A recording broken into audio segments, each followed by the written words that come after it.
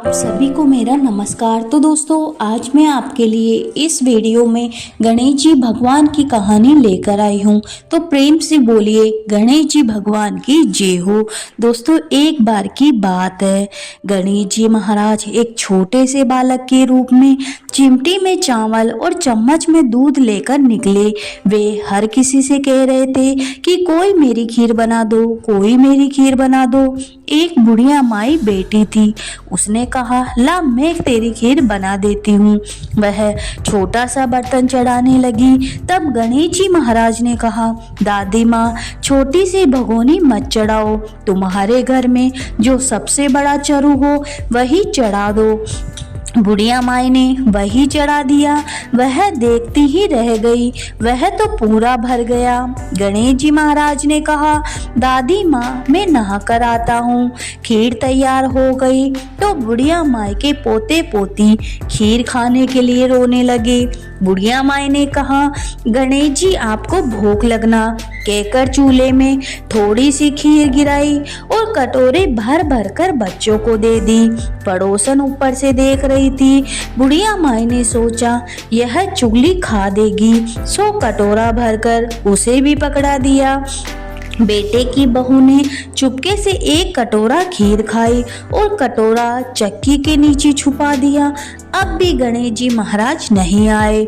बुढ़िया माई को बहुत जोरों की भूख लग रही थी। एक कटोरा खीर भरकर दरवाजे के पीछे बैठकर एक बार फिर से कहा कि गणेश जी महाराज आपको भोग लगना, और खाना शुरू कर दिया।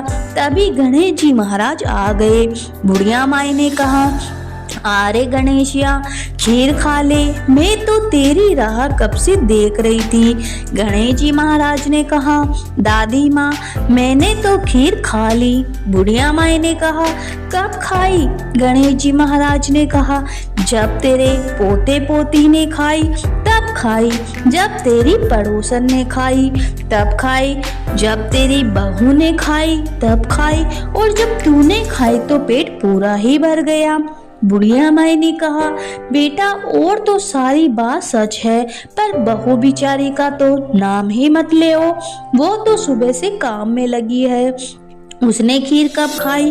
गणेश जी महाराज ने कहा, चाकी के नीचे देखो, झूठा कटोरा पड़ा है, तूने तो मेरे भोग लगाया, पर वो तो वैसे ही खा गई। बुढ़िया माई ने कहा, बेटा, घर की बात घर में ही रहने दो, बताओ बची हुई खीर का क्या करूं? गणेश जी महाराज ने कहा, नगरी जिमा दो, लोगों को न्योता दिया गया। सब हंसने लगे, बोले, कल तक तो खाने का पता नहीं था, आज नगरी जिमाओगे? फिर भी लोग आए और ठाड़ से जिमे। नगरी जिमा दी, तब भी चरु पूरा ही भरा था। राजा को पता लगा तो बुढ़िया माई को बुलाया और कहा, क्यों रे बुढ़िया, ऐसा चरू तेरे घर पर अच्छा लगे या हमारे घर? बुढ़िया माई ने कहा, राजा जी आप ही ले लो।